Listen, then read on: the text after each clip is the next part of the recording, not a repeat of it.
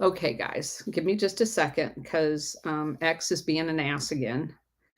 I'm going to shut my phone down and we are going to redo the space. They're making it exceedingly difficult to do anything on that freaking platform, and it's pissing me off. All right, so let me turn my phone back on. And we're going to redo it, and then we're going to get started. It's crazy. Hey, Donnie Vision.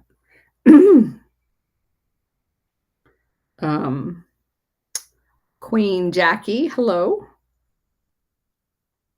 All right. You log back in. Start the...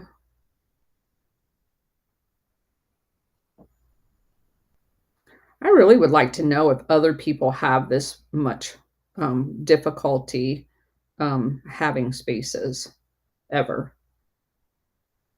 or if we're just special. Well, we know we're special. All right, hold on. Strange Tales of the Parapolitical, Part 3. All right, start now. Re-invite everybody.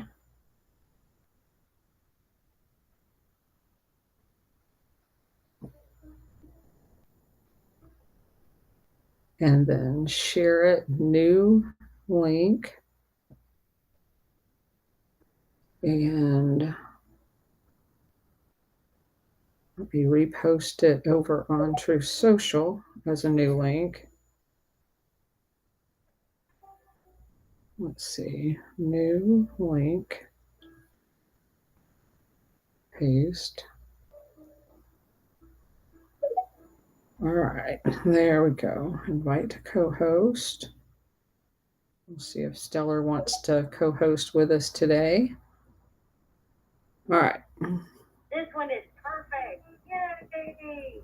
All right, guys. Perfectly. Thank you. Yay! But we don't know that. We need to ask the listeners, don't we?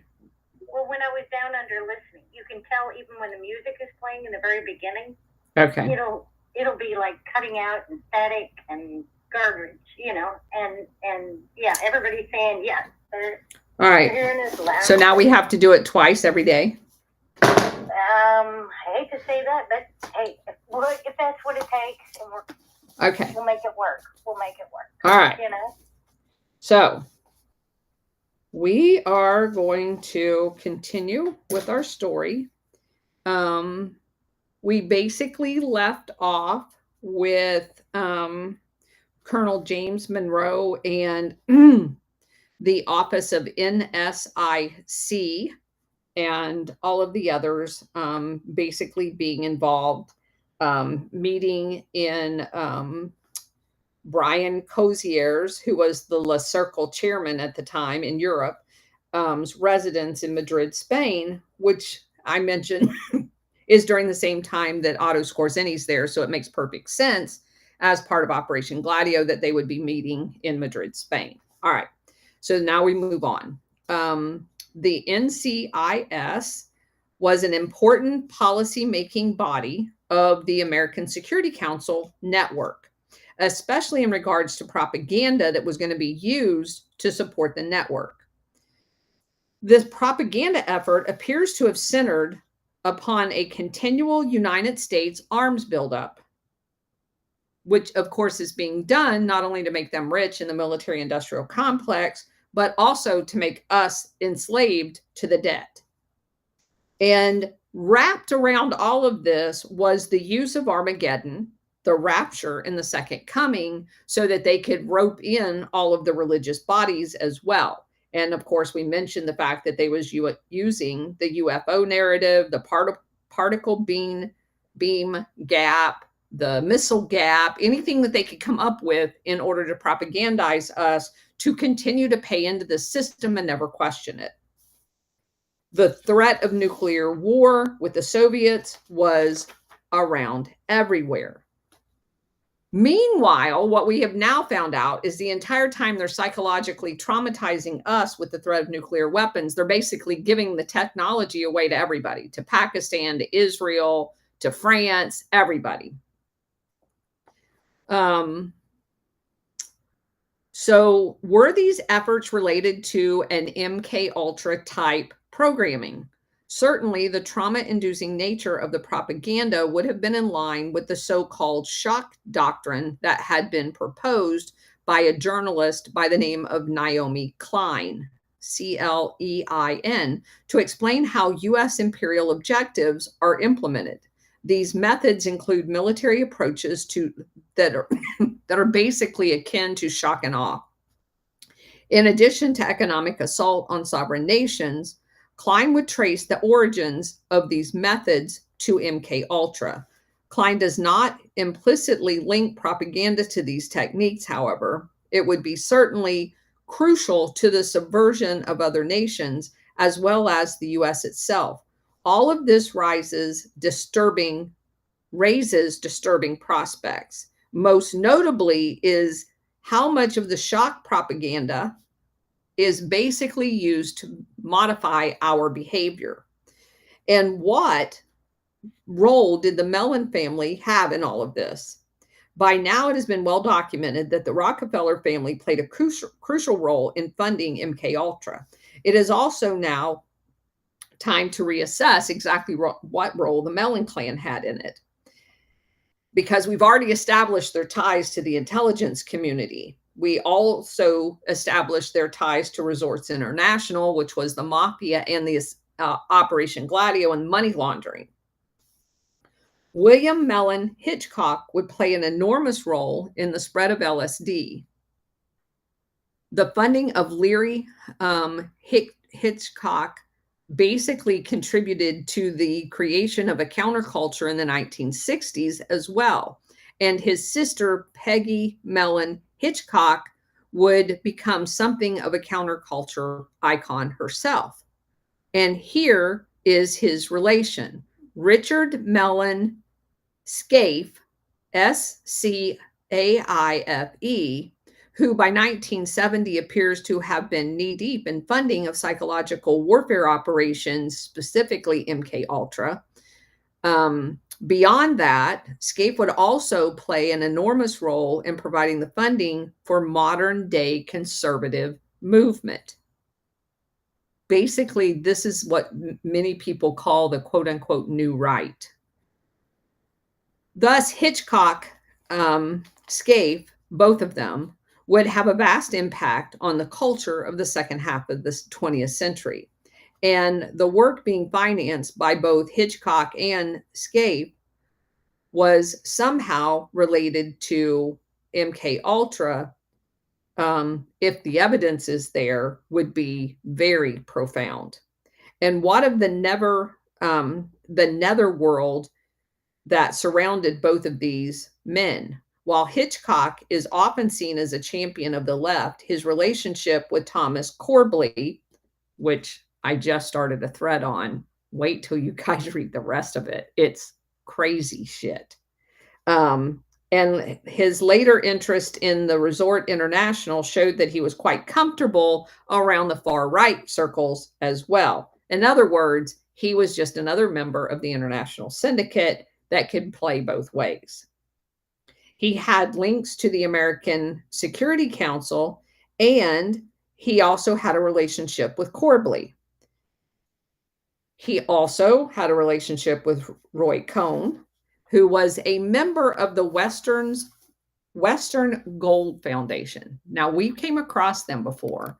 It's Western and then Goal, Goal Foundation. So I wanted to bring them up just real quick. So we can talk just a second about that, because you will remember it once we start talking about it. The Western Goal Foundation was an actual intelligence agency, like a CIA front. It was founded in 1979, which is at the end of Jimmy Carter, after the Halloween massacre, where all of the covert operations got ousted. And it was created by none other than Major General John Singlip. who comes up in all of this shit. Also, another intelligence operative, but he's from the UK, which how better to create a quote unquote Western Goals Foundation than having someone from the UK and someone from the US co-managing it. And he was also tied to the John Birch Society, which we oftentimes comes up in all of these conversations. Also associated with this was Larry McDonald, which was a representative from Georgia that ended up getting killed on the Korean flight 007. If you guys remember that whole thing, that was the one that was said to have skirted into the Russian airspace. And also, Western goals got implicated in the Iran-Contra scandal. It was, excuse me, it was seen as basically a way around, kind of like the National Endowment for Democracy and USAID, as offshoring outside of the CIA their operations. They hired former DEA, ATF, FBI, and CIA, as well as senior members of police departments. And it says that John Rees and Larry McDonald joined Major Singlab to form Western Goals in 1979. They all three also created the American version of the World Anti-Communist League. And they were also members of the John Birch Society. So you see that these things are all connected. One of the major funders of the Western Goal Foundation was Nelson Bunker Hunt. And yes, that's the same Hunt family that owns the Kansas City Chiefs, the oil family, which is tied directly to the Bush family. So you can see how small this world is, because this is at the time when George Bush was vice president. All of that matters. Okay. Just so that we can figure out where we're at on all of that. I can put all those pieces together for you. All right, moving on. So he kind of jumps to a new line, but he's going to circle it back in a crazy way. He moves on to something that we've talked about a lot, and that is the Dignity colony down in Chile. That is the creation of the pedophile that was over in Georgia. That the only reason he wasn't technically a Nazi is because he wasn't medically qualified to be in their service, but he basically created an orphanage and a church and was sexually abusing the children in there. And then when they started investigating, he picked up the whole thing and moved it to Chile right around the time just prior to the overthrow of the Chilean government, when they killed Allende. And they turned the quote unquote Dignity colony into anything but that, because it became a terrorist training camp where they were manufacturing weapons and all kinds of things. And so we're going to go over some very interesting details about this, because it's going to play into the whole story as it goes along. So the author begins and says that the colony had shocking revelations to continue emerging several years after it was shut down, actually decades after it was shut down. And they included anything from torture to pedophilia to arms trafficking and political sanctioned execution. It basically what served as a concentration camp as well after the overthrow. For decades, the colony flew under the radar of most international bodies, despite its despicable human rights and the fact that there were Nazi hunters combing the area because it was full of Nazis. The colony had crept into the public mind when two English language films got released. One, a documentary known as The Colony, Chile's Deep, Dark Secret Exposed in 2014, and the other depiction called The Colony 2015 had brought the widest exposure to the colony to date. Revelations continued to come out of what was going on in the commune and some of the key figures behind it. As the colony occupies a central place in this book, he goes into quite a few details with it. So I'm going to share the ones that I think are most relevant here. But we have talked about this before, so I won't go over every single one of them. The highlights basically set the stage for the real purpose that's going on, that's going to be a common theme throughout this entire book. And it outlines the international network behind the colony, which of course we're already aware of. The Dignity Colony has its origins with a guy by the name of Paul Schaefer, and you spell his name Schafer, who was born in Germany in 1921. So he had originally served as a medic, but then basically because he lost an eye, he wasn't allowed to be in the Nazi party or the SS. I don't know how you can serve in the German Air Force and then not be qualified to be in the Nazi party, but whatever. Schaefer set himself up as an evangelical preacher who traveled across Germany with his guitar. He was very charismatic. He ended up with several hundred followers. Many of them were impoverished refugees from the Eastern Europe. So he's going to basically turn out to be a human trafficker, just so you guys know. In 1961, he relocated to Chile and he purchased a 4,400 acre ranch. Now, I don't know how a roaming around preacher can purchase that big of a ranch, but it becomes even bigger. So he definitely had some sugar daddies behind him because he eventually ends up with 37,000 acres in Chile. And this compound created its own factories, farms, mills. It even built like one hell of a huge hospital, almost like they were doing experiments on people, hospital size, because people came from all over, to include the capital, to be treated there because they had some of the best doctors in the world, most of which were German, because that's the only language that they spoke in the compound. They even had their own power supply. In 1963, most of Schaefer's Germany congregation came with him, which was about 2 years later. And then more came in 1966 and more came in 1973. What you can't find out, and I looked, was somebody shipping people to him for his experiments? Because it doesn't appear that those were the last two shipments were actually his congregation.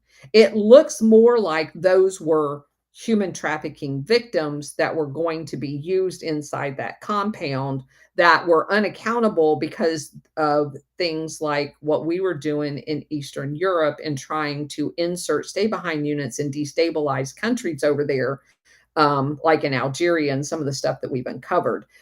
So it does appear that a lot of those quote unquote refugees from military operations are the people that eventually end up down in the colony. All right. Over the years, the colony had adopted Chilean families as with children, and they discouraged anyone in the colony getting pregnant. And it's a long, gory detail. I'm not going to. The guy was a sexual pervert. And so they created an 8-foot fence, And that was more to keep people in than to keep people out. Can you do the coffee for me? Just the normal way? Regular sugar. So along the perimeter, they told the people inside they were doing it to protect them from communism, of course. They had their own military. They trained in martial arts, and the compound was patrolled by dogs and armed units. They even set up tripwires and silent alarms, which they said was to detect communists, but it was only ever used for their domestic audience. So this was like a mini compound testing out Operation Gladio in every aspect. It's frightening when you understand Operation Gladio and what they were doing inside of this compound looks like what they would end up doing in entire countries, including the sexual perversion, by the way. There were elaborate controls used by Schaefer, and he used the word utopia all the time to describe his compound when he was discussing it with other people. They had to all confess any sins committed, and they worked 12 hours a day. Any family unit that actually came was broken up. You were only allowed to sleep with the same sex. And you basically had no possessions at all. They took everything. They punished people in all types of forms, such as starvation, beatings. They also hunted people down with dogs. And they used electroshock treatment and the administering of drugs if someone tried to escape more than once. So they found all of those torture techniques highly effective, according to the people that worked there.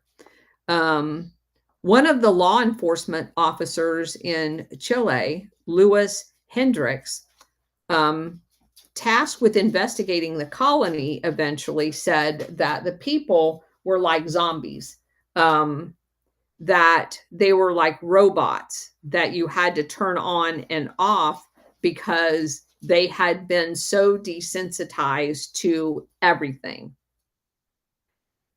And just as a reminder, the coup that happened in Chile happened on September 11th, 1973, in which the CIA assassinated Salvador Allende, because he was a quote unquote communist, and installed General Pinochet into the presidency as a graduate of the School of Americas, completely trained by the United States. He held that job as a military dictator until 1990, and he was in control of the Chilean armed forces until 1998. So he was in charge for a very long time. All of this happened both before in a very limited way, but it's going to ramp up once he takes over. So as soon as he is installed as the dictator, there would be eventually over 80,000 people, Chileans, that would be imprisoned in various black sites like Dignity Colony around Chile, and at least 3,200 were disappeared and or executed. Many of the disappeared ended up at detention centers or interrogation centers like Dignity Colony. And they had established a remarkable working relationship with DINA, DINA, which is basically the CIA for Chile. That relationship was set up as soon as the DINA, D-I-N-A, was established. It began working with the Dignity Colony like they already knew what was going on there, because they did. That DINA eventually gets replaced with a thing called Central National Information, CNI, in 1977, but it basically is doing all the same things. So the go-between between the colony and the DINA, again, this is Chilean intelligence and a colony in Chile. So you would think that the go-between between those two things would not be an American CIA, but you would be wrong, because the guy that is the link between the two, the courier, whatever you want to call him, is Michael Vernon Townley. Townley has this whole, he's like a whole piece of work in and of himself. So you guys can take a note to go do further research on him. But his big element in Operation Gladio, one of his big elements, is that he led the Cuban exiles when they killed the Chilean ambassador in Washington, D.C. with a car bomb. Yeah, Townley, that's the same guy. Indeed, Townley appears to be a key figure in international assassinations all over. Because remember, this is part of Operation Condor. During Operation Condor, a group of countries, Chile was one of them, but Uruguay, Paraguay, Brazil, Argentina, they had a pact with each other that they would kill each other's citizens if they tried to escape to that other country. So they had basically like an open border assassination program. So as early as 1974, months after the coup, Townley had been dispatched to the colony, where he helped install a state-of-the-art detention center. Some 300 prisoners at least would be tortured by DINA at the colony in the years following the coup. The methods utilized were chilling. In a 1976 Amnesty International report, they charged the colony with maintaining underground prison cells, which, by the way, was created through the work of these hostages or prisoners that are there that can't get out. And they created soundproof rooms with sealed doors so no sound escaped. It was revealed that the colony did in fact have an extensive network of underground tunnels and bunkers, all dug by these prisoners / tortured people. As the political prisoners disappeared, they found quite an elaborate process awaiting them. The prisoners faced with initial interrogation sessions, which was used to establish personal traits of the individual in question. There, a personalized interrogation program was devised. They would be put in very small cells. Leather hoods would be placed over their head with chemical adhesives that would be used to keep them in place, like they glued them on so they wouldn't come off. Subjects were stripped naked, tied to their beds, and left alone and watched over closed circuit televisions. They were motivated to talk by the use of electrical shocks. The colony was used as a laboratory to perfect the art of torture that would be used around the world as a result of this experiment. In one especially disturbing incident, Amnesty International said that dogs had been trained to commit sexual aggression and destroy sexual organs on people of both sexes. It would seem that DINA, or someone in the Chilean state, or the US CIA had great plans for the colony, and that whatever it was that they were doing there was going to be carried out afterwards. And what's really interesting about this, in a very disturbing way, is when you move over to Abu Ghraib and you look at what they were doing to those prisoners over there, it begins to sound a lot like what they were doing here, like putting them on leashes and doing all kinds of sexual acts to them. So apparently the Dignity Colony, another one of those oxymoron titles, and oh, by the way, a lot of this was funded by pieces of USAID under the Office of Public Safety. Another one of those oxymorons. So whatever they name something in the government, it's exactly the opposite. The Office of Public Safety was used to torture people. A DINA defector who was himself later held at the colony told Amnesty International that it was a training center for national police, not just in Chile, but for other foreign governments. Instructions, let's see. They were given instructions by Townley, and there were also Brazilian instructors present, which really is interesting because if you guys remember, Jim Jones was down in Brazil at the time of their coup.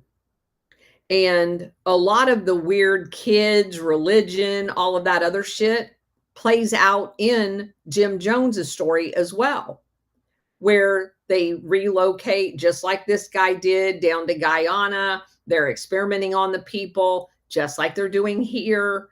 Again, this is not going to be the only time that we come across this. This was done in more than one place.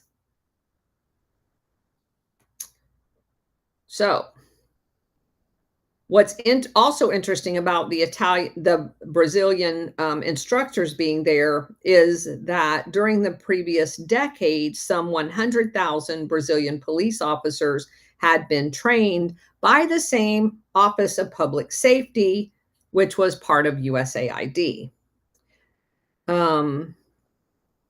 The Office of Public Safety was established in 1962, which was basically the year after USAID was stood up, and almost exclusively staffed with quote unquote former CIA officers, which we know there is no such thing.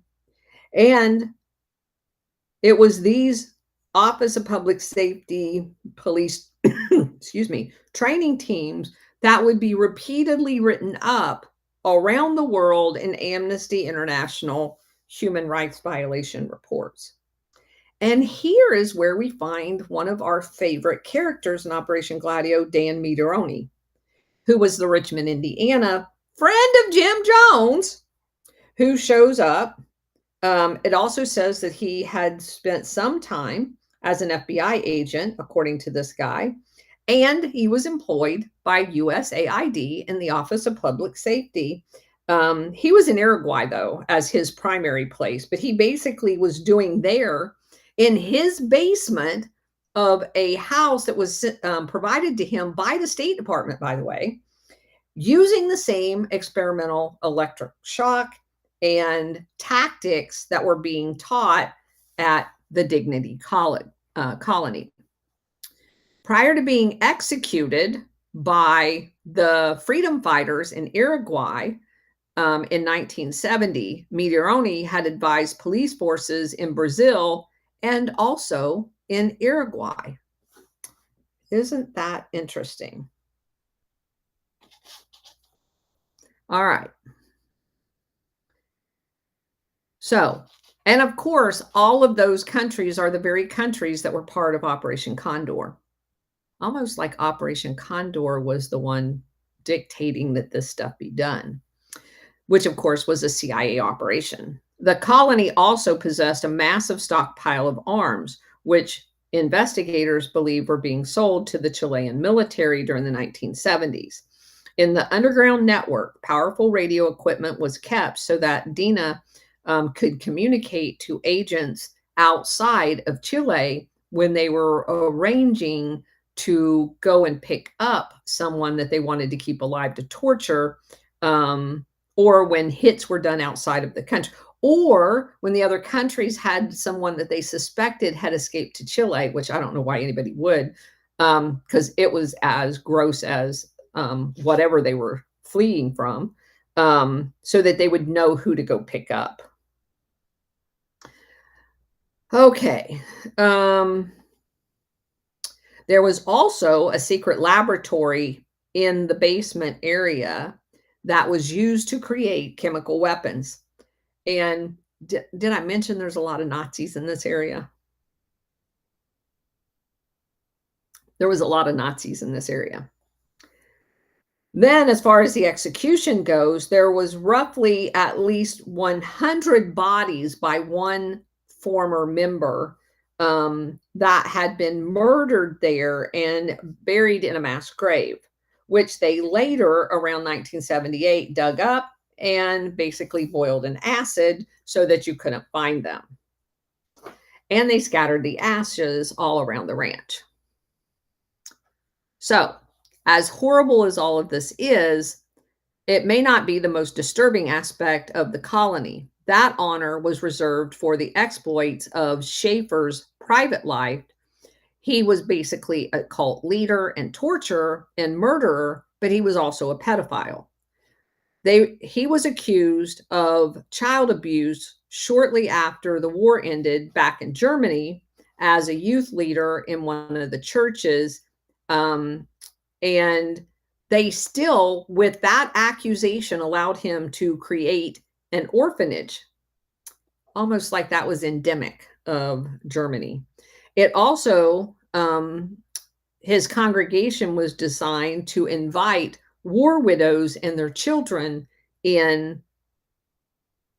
And the mother of two boys accused him of molesting her children, and that's what started the investigation and led to him moving to Chile.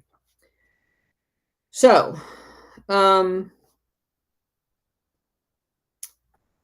the abuse went into overdrive once he got onto the ranch in Chile, and he gathered a young group of young boys and referred to them as his sprinters because they did tasks around the compound and they were not allowed to walk anywhere. They had to run. And he even made them, according to witnesses that were there, hold his phone to his ear when he got a phone call that he wanted to take. He did nothing for himself. He made these little boys do everything. And one of them would be made to sleep in his bedroom every night. It is said that they used sedatives on the children to do whatever it was they were going to do to them. And Schaefer was able to continuously surround himself with little boys, which is really odd because they didn't let anybody in the colony get pregnant. As a matter of fact, there was, in all of the years, in almost 20 years of existence, there were only 60 children born in the hospital there that may or may not have been from the actual colony itself. So that's really weird that they had a continuous supply of little boys. So the colony had, excuse me, opened that hospital, and many people think that they were stealing children out of the hospital. Schaefer was accused of sexually abusing at least 26 different little boys during the period that they were running that hospital that was open to the outside population. This led Schaefer to flee the colony in Chile, and in 2004, he was convicted in absence of these charges. In 1980, there were reports that some 30 children from German cities of Bonn and Cologne had been relocated not necessarily voluntarily, to the colony. In 1987, a West German commission was sent to Chile to investigate. The investigators were denied access to the colony because the local court wouldn't allow them in. No one ever followed up. In 2007, a journalist, Naomi Klein, released a classic called The Shock Doctrine, and this work was used to compellingly argue the techniques that was developed by the CIA as part of MK Ultra was very similar to other programs, and they were used as a basis for regime change in the US intelligence community over the years. And that these methods first merged fully under the coup that happened in Chile. Pinochet's coup was sudden and brutal and basically decapitated any resistance that would have formed because of the gross nature of the violence that was wreaked on the civilian population,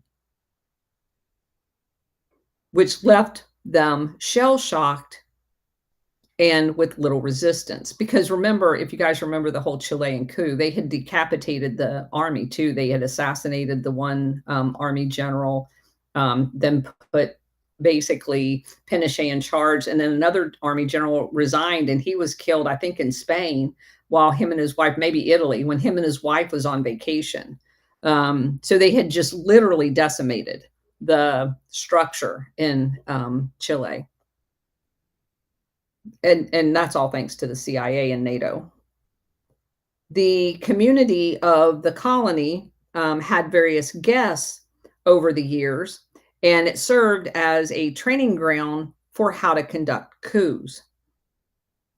The Pinochet regime seemed to have been attempting to make the entire nation as compliant and malleable as possible, using the colony techniques as a way forward. But was there something else in play that went beyond the US intelligence community and research that was conducted as part of these programs? After all, there's no evidence that the colony was necessarily directly linked to MK Ultra. It just has all of the same techniques that were being used. So then we get to the Nazi/mafia aspects of everything. So unsurprisingly, the colony appears to have maintained close ties with the Nazi underground. Various references to the code word Odessa, Odessa, has been made in reference to this entire network. What can reliably be documented is that the network began in the final months of World War II with a large component of SS men and high-ranking Nazi party members who acknowledged that the war was not going to end favorably for the Nazis, and that's the reason why they set up the rat lines, which, of course, from our perspective, what they're referring to is Operation Gladio here, and how it got its birth at the end of World War II, which we established that they took Reinhard Gehlen to the US, and that arrangement had been made prior to them actually losing the war. This operation was initially launched by the Auslin SD, which was a crucial component of the security office, which was referred to by the initials RHSA, which is Reich Main Security Office. The Reich Main Security Office was an organization that housed the SS that oversaw security and intelligence functions for the German army. It featured 7 separate offices that was known as Amters, A-M-T-E-R. The famous Gestapo was part of it, and that was Amter 4. And the police was Amter 5. There was and they basically functioned as the FBI. There was also the SS Intelligence Services, which was referred to as SD. Within the RHSA, the SD was divided into two separate units. There was Inland SD, which was AMTER 3, and there was also Auslan AMTER 6. So they are basically making a distinction between the functions of internal intelligence type apparatus and external. The AMTER 6 basically was the CIA, or foreign intelligence gathering. They also did propaganda and sabotage, just like the CIA. And like those organizations, meaning the CIA or MI6, AMTER 6 sought to recruit from the best and brightest lawyers, academics, and the like, and also sought to forge ties with the business community and correspond with their fellow intelligence apparatuses, to include the British and Americans. As such, AMTER 6 would have been the logical choice to establish escape routes due to the fact that they had a network and huge holdings, because they had an entire conglomerate of international corporations. One such holding that would play a key role in this was a thing called, it was a Madrid-based organization, and it's basically SOFINDUS, SOFINDUS. And that is basically for like a society, financier, industrial. Those are kind of the words so SO for society, FIN for financial, and DUS for industrial. The Madrid-based SOFINDUS was funded by the assets that belonged to Johannes Bernhardt, BERNHARDT, in 1938. Johannes is spelled JOHANNES. It grew out of two prior corporations. One was called ROWAK, ROWAK, and HISMA, HISMA. Those were formed to funnel war supplies from Nazi Germany over to Spain, where all the Nazis went after World War II, to include Otto Skorzeny. From its inception, SOFINDUS enjoyed a close relationship with AMP6, as well as the Auslan SD, or that is the Auslan SD, sorry about that, which controlled its operations. The Reich also gave Bernhard large sums of money to invest in other countries. The conglomerate would eventually acquire holdings across the world, from Spain to Morocco, from France, and throughout all of South America. Isn't that weird? Where Operation Condor is going to happen. SOFINDUS became a conduit for smuggling the gold, the Black Eagle Trust, out of Germany. And in 1943 alone, SOFINDUS acquired 83 tons of gold. That staggering amount of gold would be worth billions and billions of dollars in 2018. And it was all acquired in 1 year. What did they do with all of it? In other words, SOFINDUS was an ideal vehicle for launching the earliest rat lines and establishing all of these people wherever they were going to end up, to include Spain and South America, with their own companies. One such rat line went from Spain to Argentina, and then throughout the rest of the South American continent. Unsurprisingly, a key figure in the rat line was a guy by the name of Carlos Fuldner, Fuldner. He happened to be an Argentine citizen, but from Germany. Fuldner was an SS man who was admitted into the order in 1932, and then supposedly was removed in 1936. The next 8 years of his life is shrouded in history, but it's known that at some point during the 1940s, he joined Sopindus. So it's almost like part of the plan was to go ahead and pre-establish him in South America because they were going to be headed there after the war.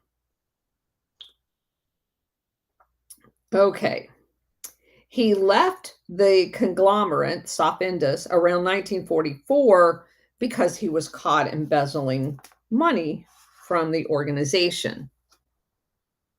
But by the end of the war, he had rejoined the SS, becoming an asset of SD. And from there, he began to establish the rat lines. And believe me, I ran across in situations where it looks like he severed his ties to Sopindus because he, quote unquote, had been embezzling, when in fact that entire thing's made up bullshit, just so people don't associate the two with each other. Just keep that in mind. It is highly likely that Fuller's 8-year absence from the SS was sheep dipping him, which is basically what I was just describing. The charges of embezzlement seems to have been very suspect and may have been the doings of intelligence services just to give him an excuse. The Foldner's time with Sopindus set the stage for him to be later involved in many different activities involving the Nazis and their activities in South America. Another figure in the early Spain-Argentina rat line was a Frenchman by the name of Charles Lesca, L-E-S-C-A. Lesca was primarily aided French collaborators who worked with Walter Mosig, M-O-S-I-G. He was a German SD agent who also worked for Sopindus. He would later re-enlist with the successor Sopindus Networks in 1948. Finally, we get to my hero, Otto Skorzeny. And Otto Skorzeny oversaw what would now be thought of as a special operation forces for Nazi Germany. He was well remembered now for his famed rescue of Mussolini in 1943, but he also carried out many different quote unquote black operations, most notably assassinations and abductions, which of course we know all about because we've studied him extensively. In 1943, he had been tasked by the SD to set up several secret SS schools, which again we know all about because this is Operation Gladio. There he trained people to sabotage and do clandestine operations in support of NATO, by the way, because he was being paid by the United States Air Force via contracts to build Spanish bases. He later took control of Germany's military intelligence Zeppelin networks that operated where? Behind the lines in Eastern Front. They are talking about stay-behind units. Isn't that weird how you can tell what they're talking about, but no one uses the same language, almost like they're not aware that they're all talking about the same damn thing. It drives me nuts. Unsurprisingly, he also played a crucial role in establishing the German stay-behind units that were created in the last few years of the war. Finally, he appears to have been deeply involved in setting up the infrastructure for the escape routes. Hold on, somebody just said something over here. The colonel needs to put links in her description area where she can find it from there for the merchandise. Oh. Yeah, they're just wanting a t-shirt link, and I'm working on it right now. Okay, all right, thank you. Okay, Skorzeny's forces were also housed in Amter 6. The unit was also known as Amter 6S for sabotage. Skorzeny did not work directly with Sopindus during the war, though it is possible that he worked with them post-war. we know from the study of Skorzeny and a wonderful book by Major Ganis, Ganis, called the Skorzeny Papers, that he, with a partner, set up a construction company basically to embezzle the money from the U.S. funded bases that they were building in Spain at the time, which is really weird if you think about it, because Spain was being led by a totalitarian dictator named Franco. So why would we be building bases there unless we're doing it as part of this entire scam in which we paid hundreds of millions of dollars for the bases when at least half of that went into Skorzeny's pocket because it didn't cost near that much to build the bases. But that was a way of paying Skorzeny to be an Operation Gladio trainer. Several months prior to the end of the war, Johannes Bernhard entered into negotiations with Allied intelligence to transfer over control of Sofindus network. Once the war concluded, Sofindus assets were taken over by the Allied Control Commission, because of course they were. The joint Anglo-American interest, eventually Sofindus companies were also taken over by a shadowy entity known as the World Commerce Corporation. We found that, and we also know who actually owned that. Wild Bill Donovan. Isn't that crazy? So this goes to show you that the entire war, everything going on in the middle of the war, all of the setting up of the moving of assets was all collaborated, because all of them end up in the possession of the people that are going to set up Operation Gladio. Now, if you want to be a skeptic, here's the worst case scenario, which is not good, but it is giving them the benefit of the doubt. Let's say there wasn't as much collaboration during the war, which I believe there was. At the time, Reinhard Gehlen realized the Nazis were losing and sold his soul to Alan Dulles and this entire OSS network to give up all of his stay-behind network and the map of where they were all at and the assets and all that other stuff in order to save his own hide and that of Otto Skorzeny and the rest of the people in this operation. Part of their deal could have been that they have all of these assets that they had already ferreted away for themselves in these fake companies, not unlike the CIA fake companies, like the World Commerce Corporation. And they'll just meld them all together and use them as part of Operation Gladio in the future, and they'll work on that together. That's still evil. That's kind of the best scenario. Best case scenario. Worst case scenario is they collaborated the entire war. You can fall on that wherever you want. Many key figures were involved in the World Commerce Corporation. Most of them were all OSS officers like Frank Ryan and Ricardo Sicre, S-I-C-R-E. Closely related was another company known as the British American Canadian Corporation, BACC. This entity was founded by a British spy by the name of William Stevenson, who basically ran like their Jedburghs and the office, the special operations executive. We've come across him multiple times. So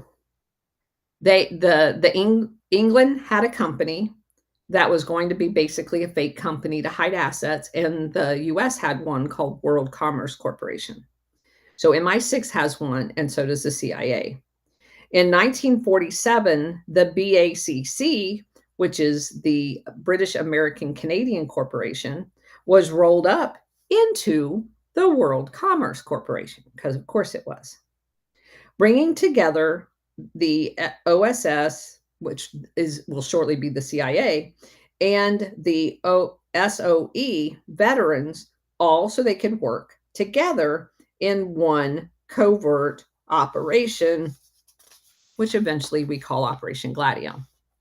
The covert operations section of the OSS, along with the SOE and Scorzini's units and the British Special Air Services, were among the principal entities that inspired the CIA's Special Operations Group. And that's not necessarily that true. That's just the next iteration of the OSS before they created the CIA. It went through a couple of different iterations. But one of the things that did get birthed out of this is JSOC, which is the Joint Special Operations Command that is co-located at Fort Bragg. And that was mimicked off of the British Special Forces Jedburgh group. So, the more recent years, corporate entities such as Blackwater has played significant roles in the U.S. covert operations capability in many ways. Scorzini's paramilitary efforts were a crucial predecessor to all of that, and that is very true. That's Operation Gladio. Scorzini efforts were much more decentralized and somewhat more criminal, 100%. This guy calls the Scorzini's Special Operation Mafia, which we know is Operation Gladio, and it's unfortunate that he doesn't know that. From his base of operations in Madrid, Johannes Bernhardt was kept in on as an advisor to Sopindus Network under the World Commerce Corporation. This was around the same time, 1948, that Walter Mosig, M-O-S-I-G, rejoined Sopindus Network. In 1950, Scorzini relocated to Madrid and became a business partner of Bernhardt's. This appears to have plugged Scorzini into the Sopindus network. Not long afterwards, Scorzini would be a towering figure in the Nazi international fascist movement and provided a home for many SS officers. Over time, Scorzini established a vast clandestine empire around the world, including arms trafficking. And again, how do you research a book and you find all of this shit and you don't come across Operation Gladio? That's baffling. So anyway, that's where we're going to stop today. And of course, it's only going to get better. You guys are really going to, I mean, in a bad way. I don't mean better in a good way. You guys are really going to enjoy the rest of this book. Because I am thoroughly enjoying it. All right, open mics, put your hand up. Bridget, go ahead. Okay, I got a question / comment for someone over on Rumble side. Okay. And CJ Whippo was asking about, and this was early on, about the John Birch Society. And because she had family members that were part of the John Birch Society at one point, and trying to explain that even though the CIA used, manipulated, and even in some cases created organizations, does not mean that everyone that worked there or was part of it is necessarily bad.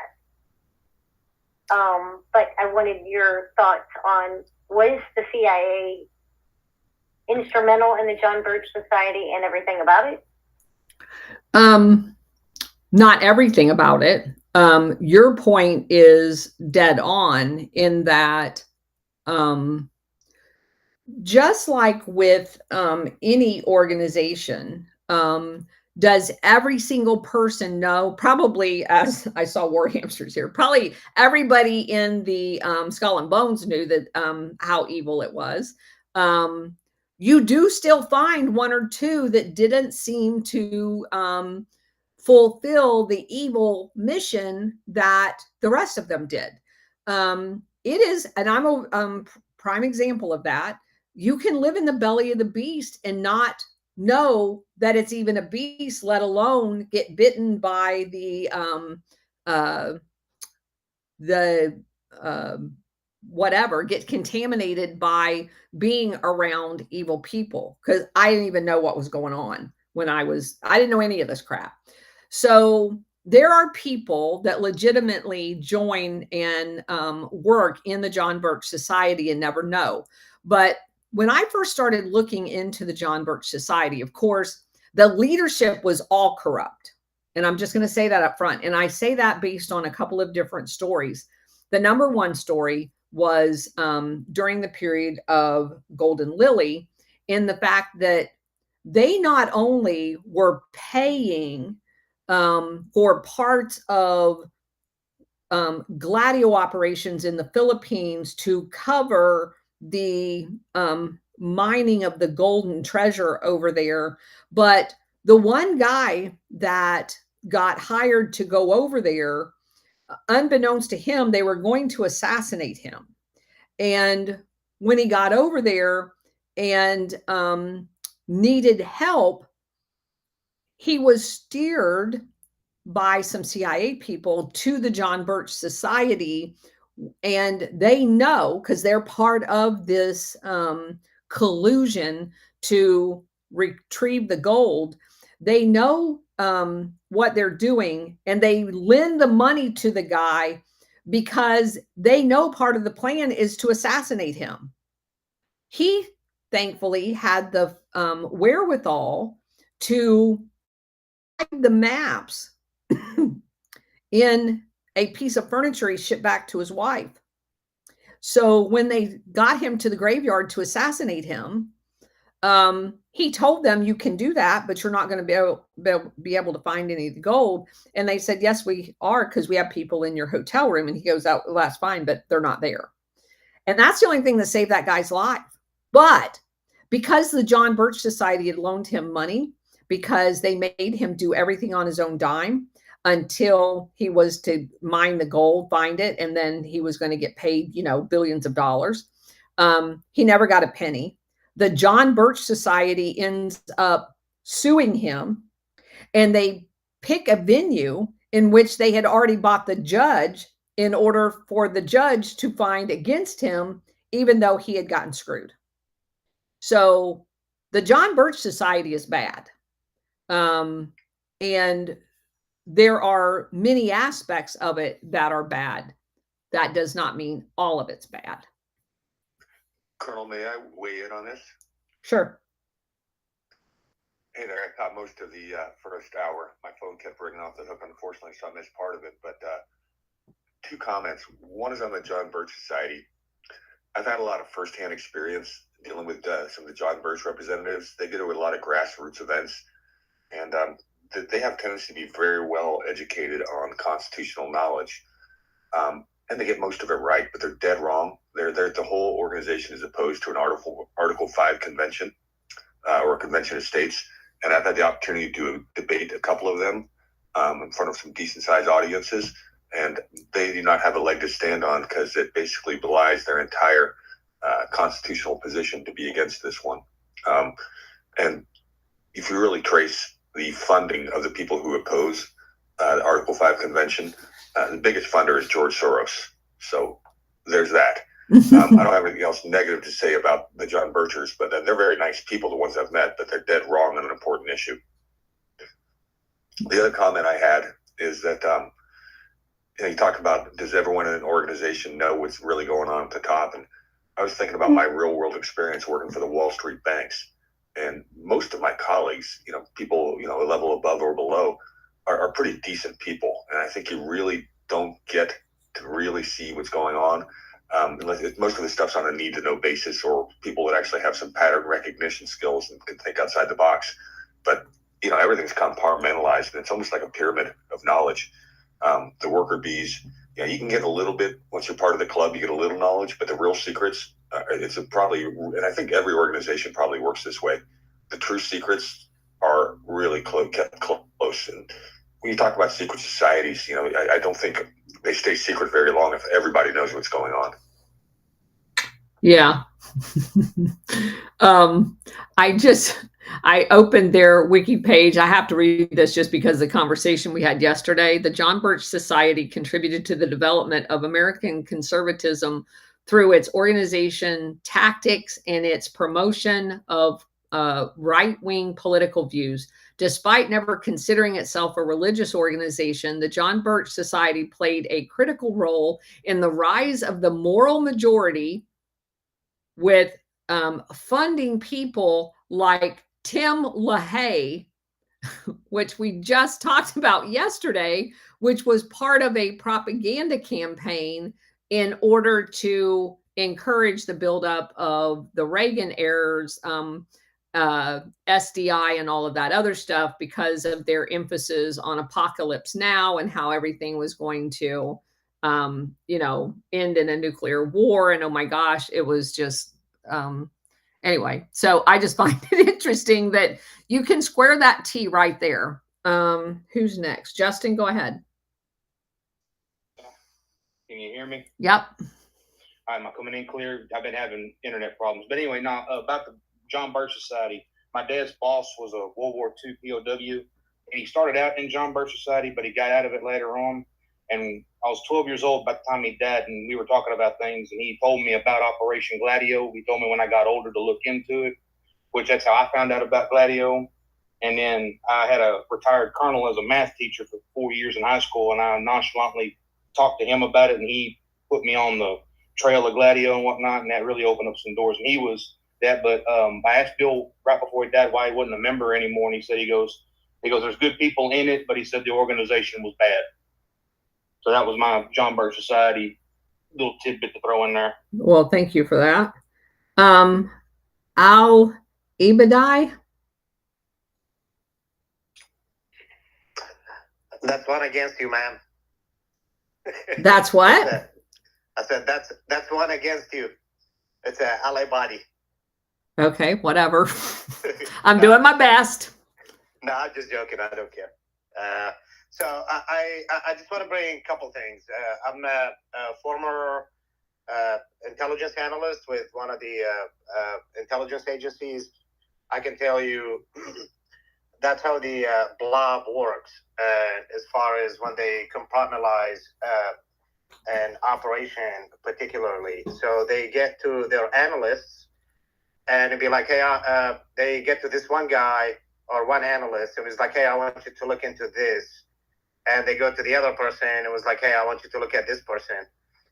And they gather these reports separately on the apparatus, like the upper echelon, and to put two and two together and to whatever craft a particular operation or narrative. And that's how they do it.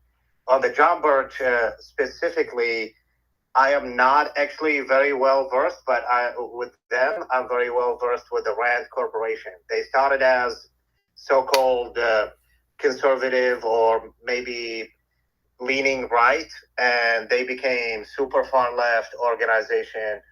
And people, they basically graduate from college to do basically some analytical research for them and stuff like that, and they end up finding themselves in a very deep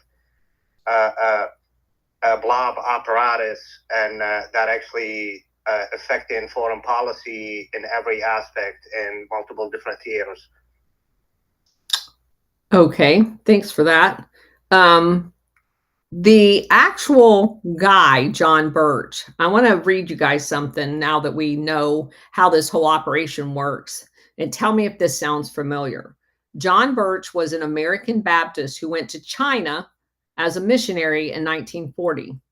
When the Japanese invasion occurred during World War II, he was actually functioning as a military intelligence officer under none other than Claire Chennault. Where do we know Claire Chennault from? The CIA, who commanded the Flying Tigers, which, as we well know, ends up being an air component that eventually ends up in Taiwan. In April 1942, Birch helped none other than Lieutenant Colonel Doolittle and his flight crew after they had bailed out of their B-25 bomber over Japanese-held territory in China. Doolittle had bombed Tokyo during the Doolittle raid off a Navy carrier USS Hornet. Beginning in 1942, Birch, who spoke Chinese, became an Army intelligence officer and operated alone inside of National Chinese with National Chinese soldiers, which would have meant he was working with Chiang Kai-shek. And he regularly risked his life. And who else would he have been working there with? He would have been working with Colonel Paul Helliwell, because Colonel Paul Helliwell was Chiang Kai-shek's military attaché. And in 1945, Birch was promoted to captain and began working in China, both for the OSS and the U.S. Army intelligence services. In August, after the Japanese surrendered, Birch was ordered by the OSS to northern China to obtain a surrender from Japanese commanders. 9 days after the war, Birch left by train to meet his party, which included 2 other American soldiers, 5 Chinese officers, 2 Korean who spoke Japanese. After spending a night in a village, they proceeded and ran into a group of 300 armed Chinese communists. Birch and his Chinese officer aide approached them and ordered them to surrender. Birch refused. And after arguing about it, they were allowed to proceed. Along the way, Birch's party encountered more groups.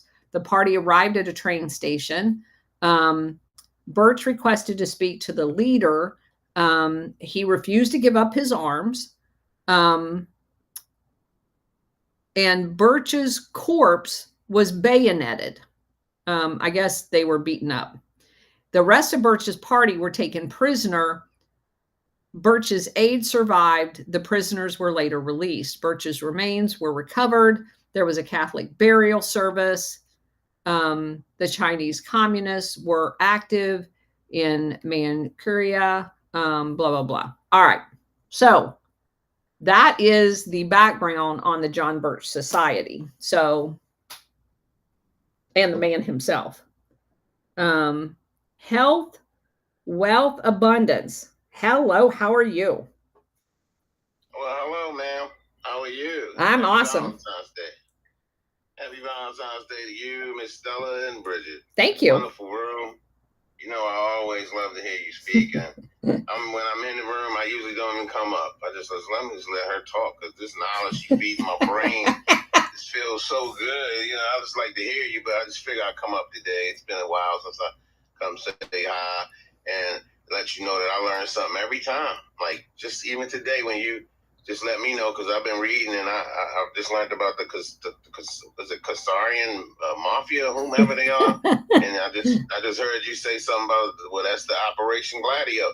So we learn something every day, man. And I just want to thank you. You're like a beacon of light for this whole app, and people need to really tune in to what you be having to say. And I really appreciate you. And that's it. I just want to put my love and peace and happiness in the room and let y'all know that I appreciate what you're doing. Thanks for the space. I'm at work, of course. So what are you doing? Quick with it. What are you doing for Valentine's Day? Ma'am, I wish I was doing something, but I'm at work. I won't get off till like 11:30, 12. What? Right? Yeah, I'm essential worker. I guess I'm helping these people with all this. You know, people got to be sick. So for me to pick up all of the things, well, somebody told me I'm helping healthy people too, but I'm picking up specimens all day. Big boxes, sometimes little bags. Sometimes I'm eating a plane. Sometimes I'm eating other drives from other states. But this is a big business. They need us to be sick. So I hope my highway come in and help us out. Oh, I do too. God bless you. Thank you so much, though, Karen, for what you do. I really mean it, because you teach me so much. And it's a couple of y'all on this app that teach me, and that's why I come. You, Alpha, love what y'all do together, and a lot of other people on here. Stella, you love what you do too. It's like we need to do this, because it's a lot of negativity on this app. So I run from those negative rooms, and that's why when I see you up here, I try to dive in your room and feed my brain with this good love. Thank you. Thank you, ma'am. Thank you. Thank you so much. Happy Valentine's Day to you too. All right. Anybody else? Stellar, go ahead.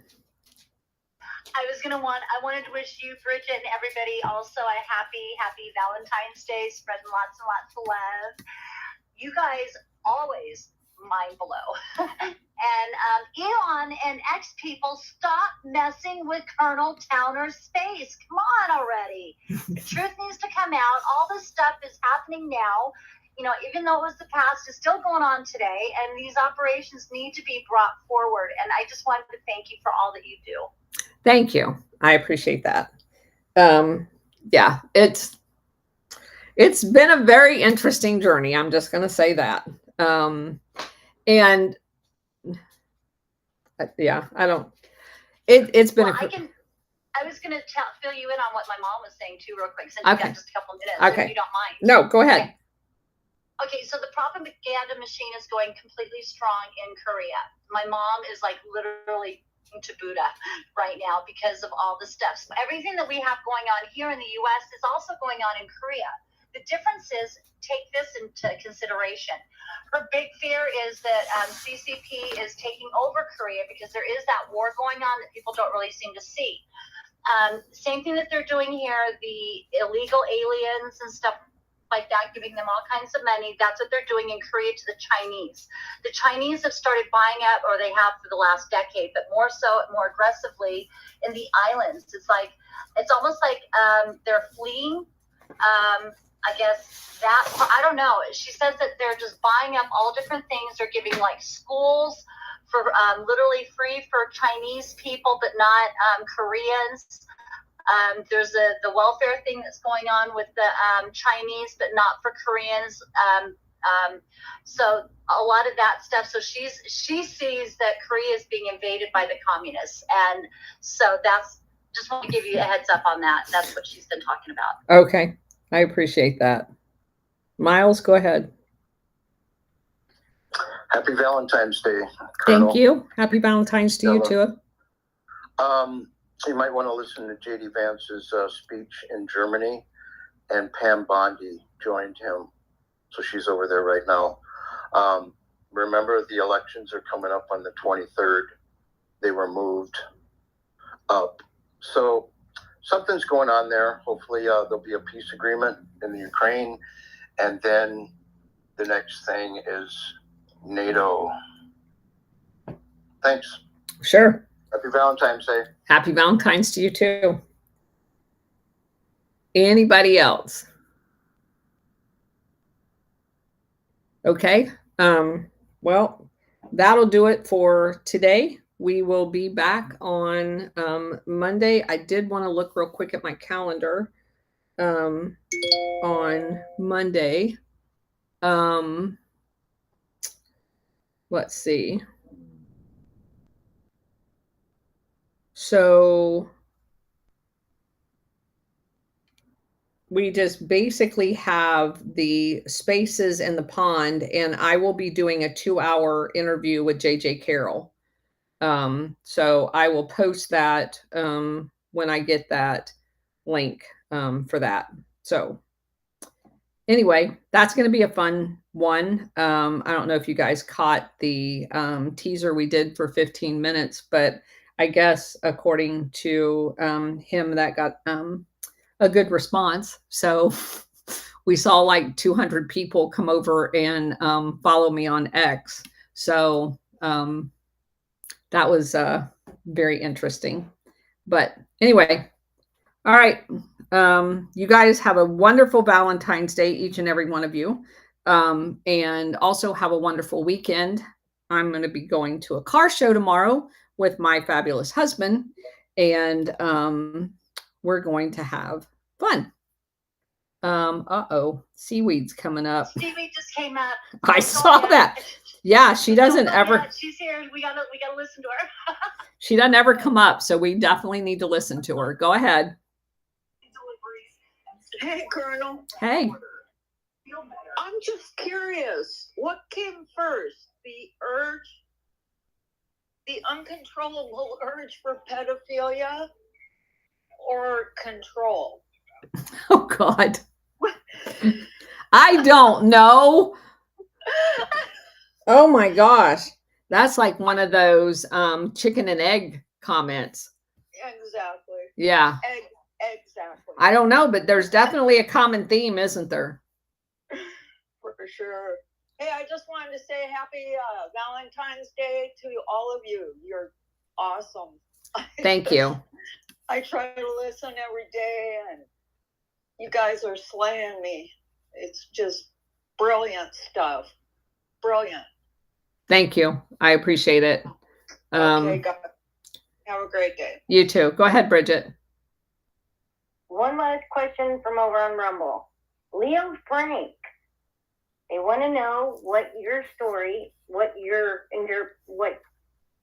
their homework assignment. They've been apparently reading and doing research, but they want to know what you think about Leo Frank. I just thought it was weird. I first stumbled across that Leo Frank story like 2 years ago, when I was doing the research into Zionism, which I wrote a paper. It's over on my Substack because I didn't know anything about the Jewish religion. I thought it was weird that, again, all of this stuff 2 years ago never crossed my screen. I didn't know that that people thought that, literally Israel was behind every evil deed.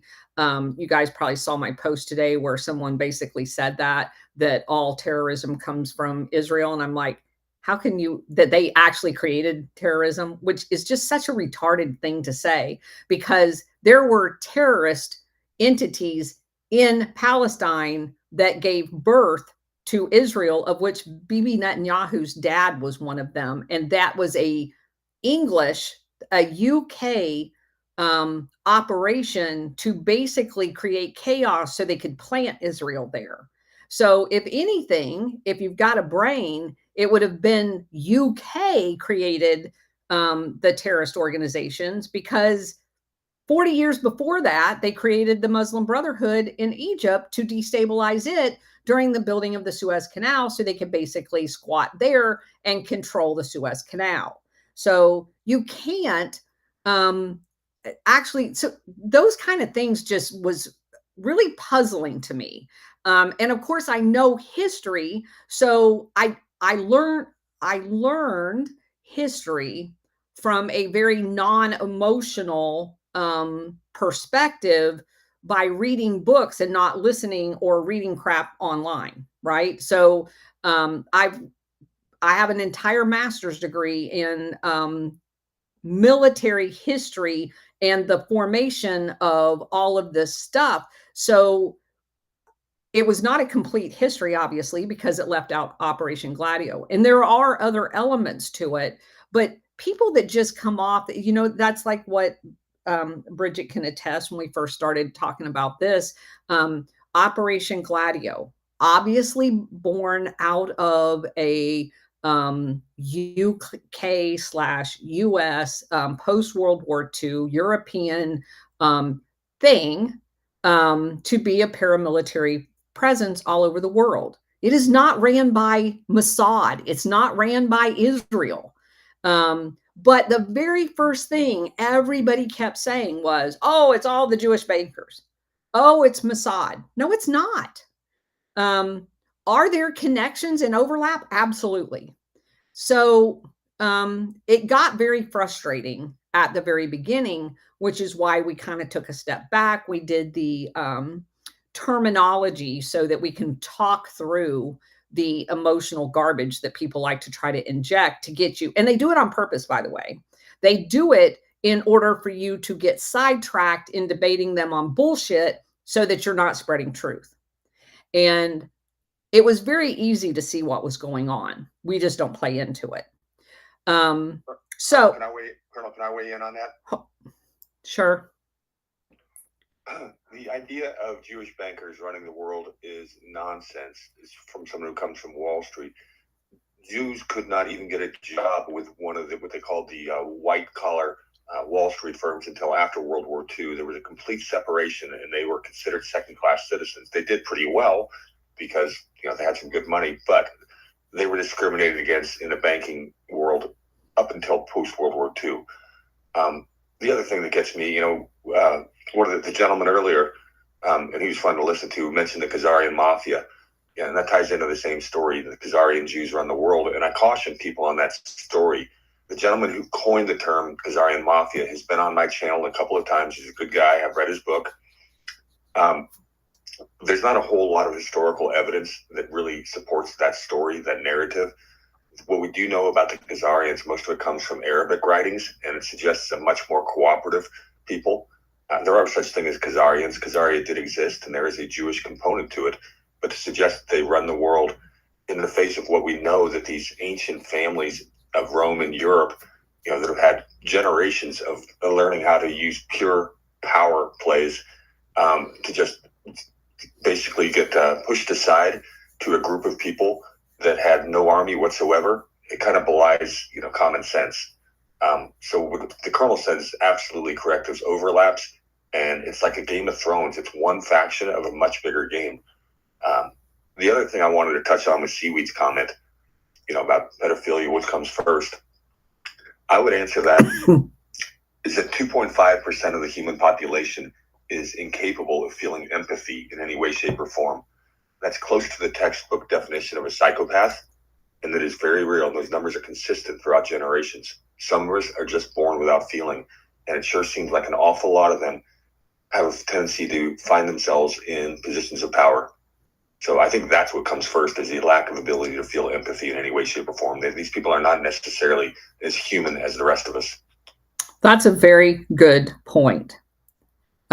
So the rest of the story in researching Zionism brought me to that Mary Fagan story, and the birth of the Anti-Defamation League and the B'nai B'rith, however you say that, fraternity, if you will.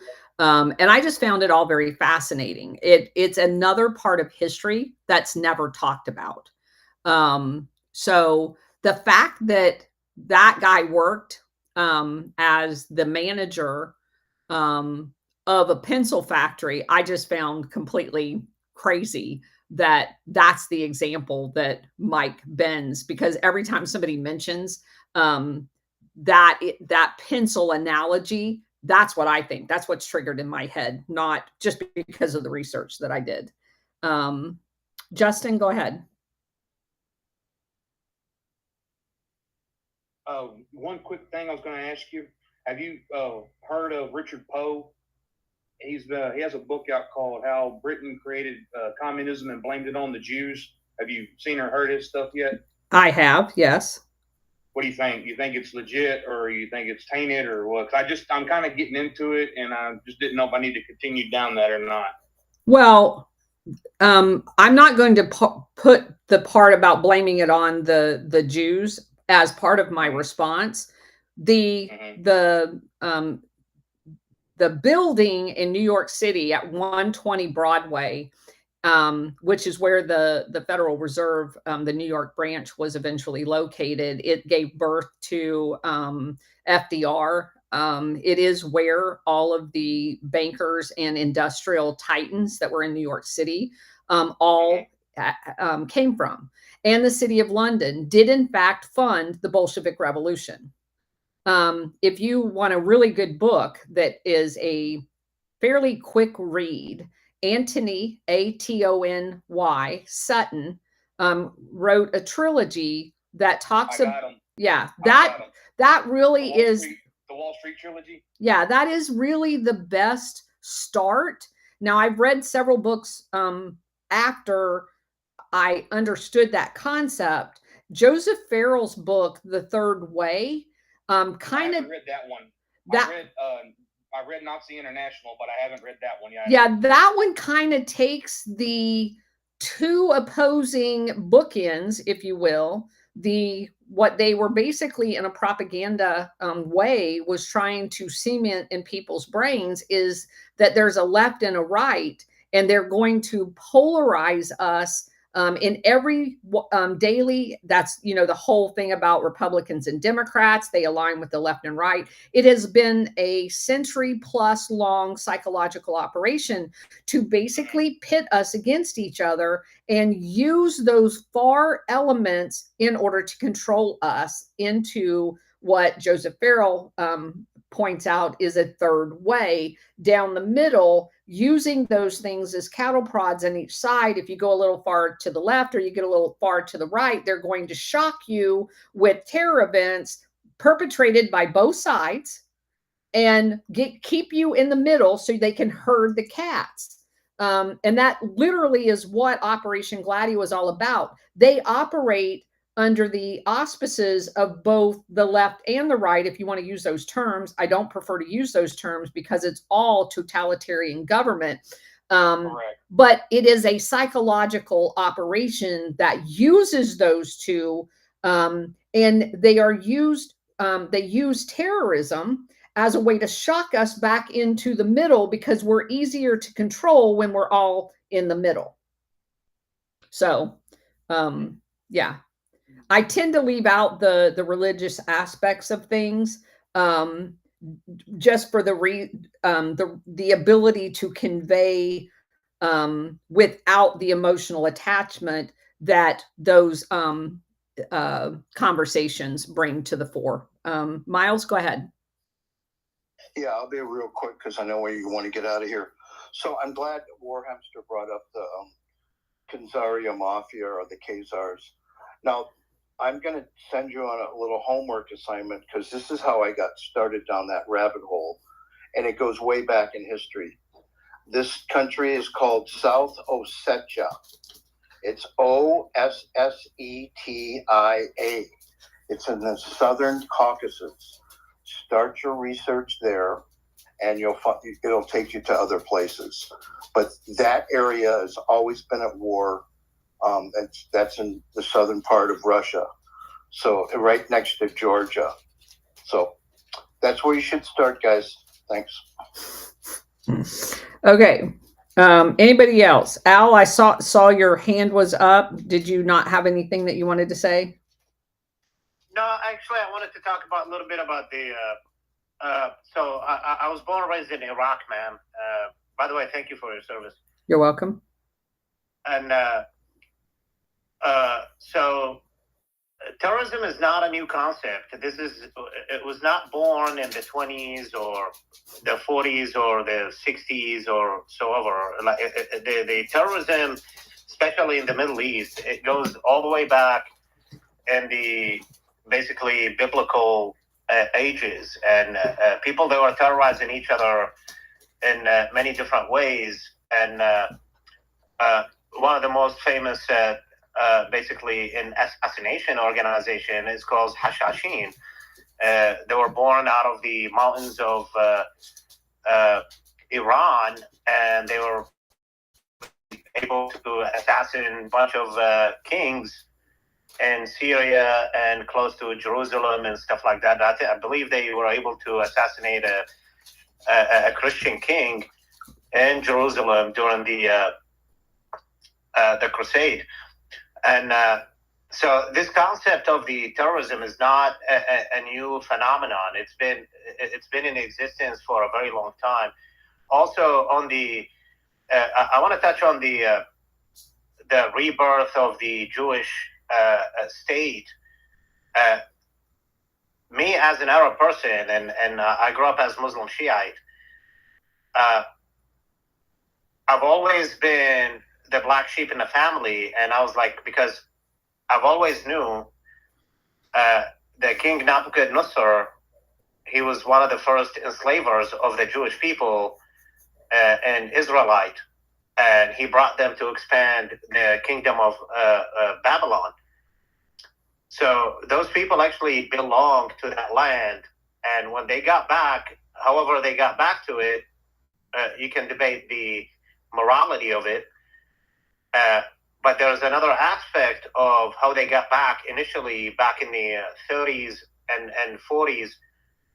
They were actually purchasing land from so-called Palestinians, and for 10 times, 3 times, 5 times fold of the actual the cost of, let's say, a business or a land or something. And the Palestinians actually, they were very happy to sell, and they came back, spent the money on the, let's say, a Jewish person bought like a nightclub or a business. The so-called Palestinians, they came back, spent their money on that business, Al, and then they start crying foul. Al, we're not going to talk about the morality of Israel and the biblical nature of that. That's just not the purpose of this space. We talk about Operation Gladio. Your point's well taken. The terrorism goes back. My analogy of the 1920s and the Muslim Brotherhood, you're taking it even farther back, is very well stated. That is exactly the reason why I corrected the guy that posted that, because it's ridiculous to say that it started in 1948. And so, yeah. Carrie, go ahead. Happy Valentine's Day. Happy Valentine's to you as well. Thank you.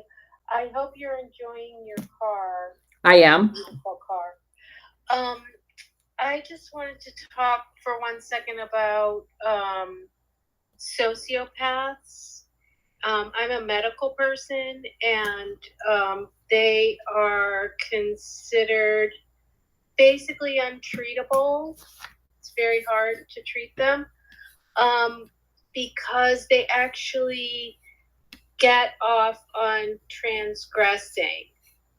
So that's kind of an impossibility. So Warhamster was saying something a little different.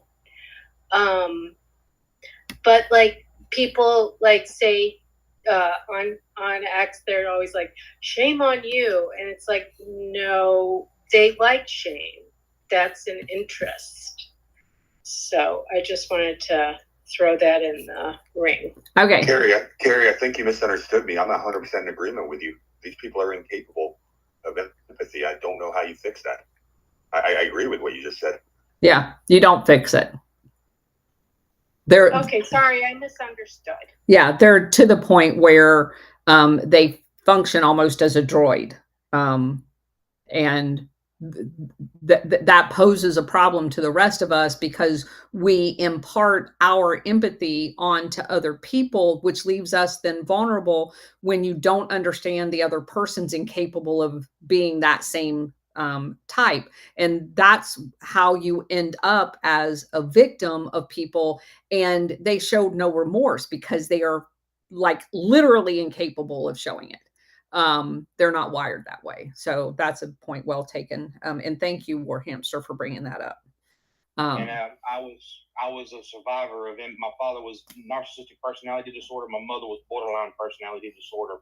Cluster B spectrum, which includes psychopaths, sociopaths, and your NPD, PPT, HPD, they all have a tendency to aggregate toward power, toward attention. That's one thing they always seek is attention. My dad was a musician, so he always loved the limelight. He wouldn't train me to do it because it would take away from his limelight. Every success I had, he would cut me down and belittle me. Your sociopath and your psychopaths are that way, but they take it to an nth degree. They enjoy hurting you. And us good-natured, neurotypical people, we tend to not want to be in positions of power and authority because we're good-natured people. They get off on that. That's the ultimate dopamine hit for them. Anyway, I digress. Okay. All right. It's like the government and the CIA and the international syndicate. They're all sociopathic narcissists that need to be exterminated. Well, my question here is: is this psychopathy? Is that genetic at all? Does it get passed down from generation to generation in some of these families? I don't know. I don't know the answer to that, but I mean. Well, we're not doing that series, Warhamster. I can guarantee you. Trust me, I'm doing it because. Oh, sorry. Okay. More learned behavior. It seems to be more of a learned behavior. The power and the corruption or whatever, like the other gentleman said, because it just seems like it's more of a learned behavior, because there's some people that are decent people that are born in these families that don't go after that kind of stuff. So I would say it's probably more learned. Okay. Well, like with any other genetic trait, not every person, not all the offspring get all the traits. Correct. So it's one of those things that, perhaps it passes down. If you two psychopaths marry each other, the odds greater you're going to produce a psychopathic child. Perhaps. Okay, guys. What's that? I said, okay, guys, we're not going into genetics on this this space. All right, back on track. You guys have a nice weekend. I've got to run. Stella, you can open up. Don't forget to send us the link so that we can watch the JJ Carroll. I will send you the link. Freaking exciting. I am so excited about that. And thank you very much. I will definitely send you the link. All right. Cousin It, and then no more. Go ahead, Cousin It. Can you hear me okay? I can hear you fine. Okay, cool. It's funny we're all talking about psychopaths. No, we're not. What? No, we're not. I'm not talking about psychopaths. I'm trying not to talk about psychopaths. Well, it actually does tie in a little bit, because a lot of these people were involved with the MK Ultra program. And a lot of these people were used with the mind control. Psychopaths, it could be genetic, but, if you look at Hollywood and how all of a sudden everybody has a damn transgender kid. It's like the Chihuahua of the 80s. That's not necessarily learned behavior. That's like a deeper issue than that. And it goes back to the MK Ultra. And none of these programs ever stopped, guys. Remember, it's all about name changes. It's never been a program that ended. So I imagine that they're still doing it. And these kids are trained in such a way that they grow up to be psychopaths. As a matter of fact, most of the people in today, we're seeing it now, their parents were in the CIA. Their grandparents were part of the OSS. Laurel Canyon kids, they were all like, quote, musicians, and we knew that was bullshit. But, so anyway, I just wanted to throw that in there. Okay. Nick Moneypenny over on Rumble says, oh my God, I got a warning that this is an adults only space. Oh, that's funny. Well, I'm out. Oh my God, that's hilarious. And Renee, thank you. You have a great weekend as well. Yeah. All right. So we're out of here, guys. You guys have a nice weekend. Take care.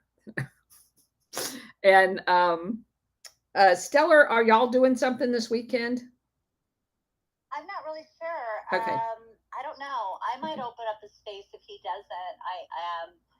But I would love to have you guys come in so it kind of stays on track instead of going all over the place. Well, just let us know. But other than that, no, I don't think we have anything planned. Okay. I was just planning on stalking you, Bridget, and Cousin It to see where you guys were, and also Miles. Okay. That's a date. All right. Take care, guys.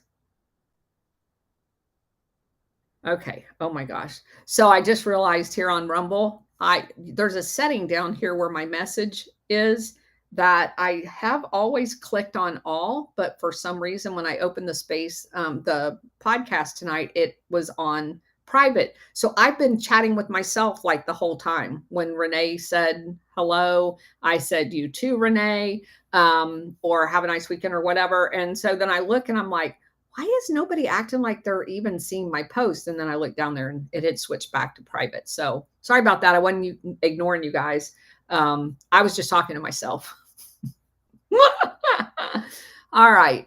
Sherry says that rabbit hole can run deep and wide. Don't get lost in the hole. I ain't getting in the hole, Sherry. And people keep trying to drag me into the damn hole. I'm not getting in the hole. No psychopath garbage. ADL equals pencil guy. Yes, ADL equals pencil guy. All right. Wondering who's not corrupt in the U.S. government. You probably can find some at the lower levels. I think at the very senior levels, it's a requirement. You're impressed that I can remember these names. Well, let me just tell you. I'll show you guys the secret. I have on my notepad. I have a MacBook, so it has notes. I'll just show you on here. I don't know if you guys will be able to see it. I have, it's weird because it doesn't show the actual, yeah, there you go. So I have all of my stuff here, and I keep notes of major players that I want to go investigate later. So a lot of times the very first thing I will do is search on here. And I have like 100 pages of this stuff because this is where I do the initial drafts of my threads. And then I just cut and paste them into a thread poster app. So a lot of stuff on here. I'm probably going to crash my phone as a result of that.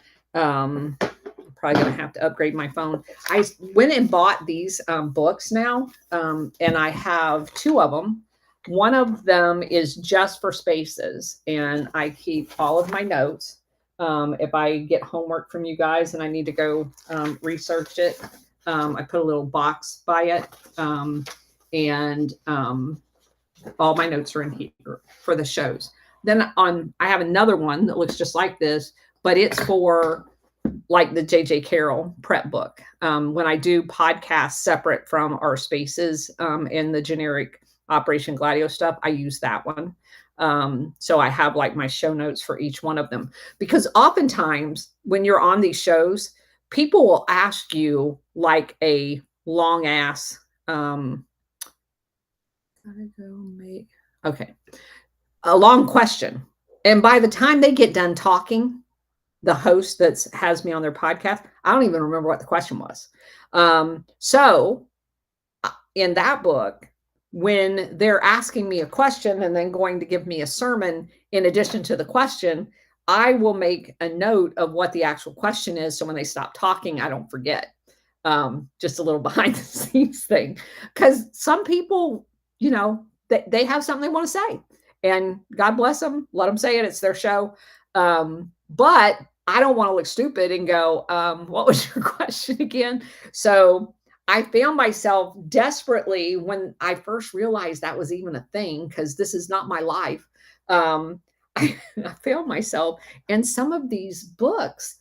I was writing down the questions. And then when I'm doing research and I come back to the book, I'm like, why the hell is that in the book? And then I remember, oh, that was on a show. So I stopped doing that.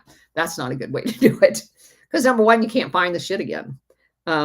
So anyway, just making it up as we go along. Let's see. How's the car? I love my car. I'm actually thinking about moving the 5-day shows from Sunday to Thursday, because every Friday night here, there is a car show.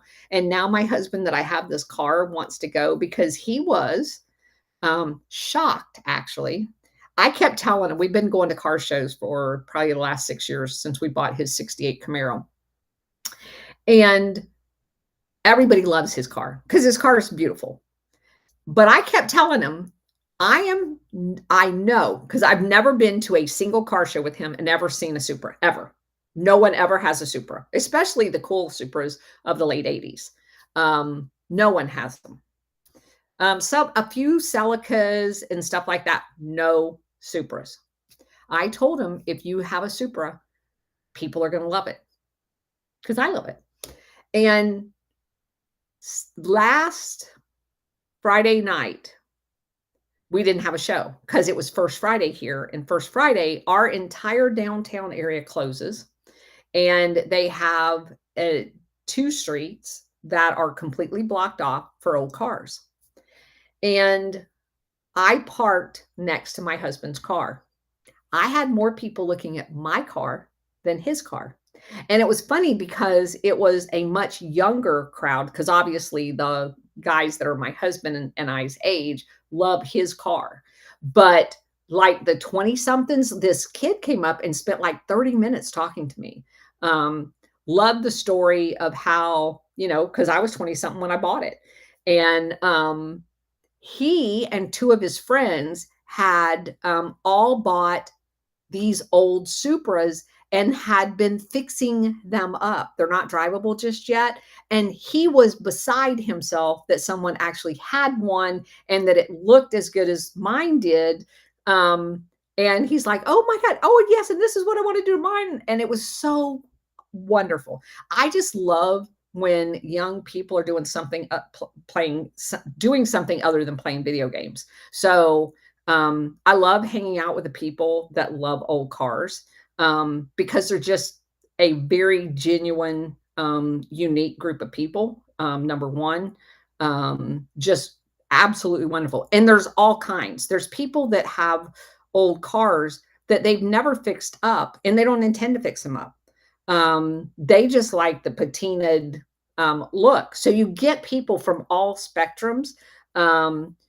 Some of them, like there's a show over in Orlando every Saturday night that they like to go to, but it's very high-end cars. It's downtown. It's called Margaritaville. That's not my kind of car show. My husband goes with a friend of his because his friend has a Ferrari. And of course, everybody looks at my husband's car as opposed to the Ferrari. But I just don't like those kind of shows. I like the ones that has little kids because I like one of the things that we started doing early on, especially with little boys, because little boys don't get exposed to their dad working on cars anymore, none of that kind of stuff. So anytime a little boy's walking by, we always ask him if he wants to sit in my husband's 68 Camaro and get his picture taken. And his parents are always more excited than he is. But they love being able to get in it. And the parents are like, are you sure? Are you sure? I don't want him to touch it. And I'm like, that's the whole reason we have the car. Because you want people to be as excited about things like that so you can continue our culture and our traditions. And the only way you do that is by getting people involved in stuff like that. So anyway, it's all good. Let's see. I have seen you do that and thought to myself, how did she remember the question? Yeah. Now, I cheat. I'm not a colonel for nothing. Because you used to have to do that in staff meeting, quite frankly. Everybody had their turns around the table and you don't generally speak out of turn. And so if other people coming up to my turn said something that I wanted to address, because I was usually the junior ranking person at the table, so you only talk during your time to talk, I just took notes. So does his brother go with the two of you? Kidding, I live on the other side of the country. That's cool. Car people are the best. Car people are the best. You're absolutely right. All right, guys, coming up on 2 hours. Thank you for being here. Appreciate it. I love spending a little extra time over here on Rumble with you guys. So anyway, looking forward to the weekend. I've had my grandbaby this whole week. My husband says, we're going to a car show tomorrow because we have no baby. And I'm like, okay. So we are going to go to one in the Villages tomorrow. I have some friends that live up there. I'm really looking forward to that. As a matter of fact, one of my friends that lives up there actually knew me at the Pentagon when I had my other Supra. So hopefully we'll see them. We're having friends with my former deputy at my last duty station. She's retired up there with her husband. And so it'll be wonderful. Remember when I asked if your wonderful husband had a brother? Oh, Sherry, just between you and I, my husband has a brother. He is not married, but you don't want to be anywhere around him. Just saying. He is not at all like my husband. Same mom, same dad, completely not the same.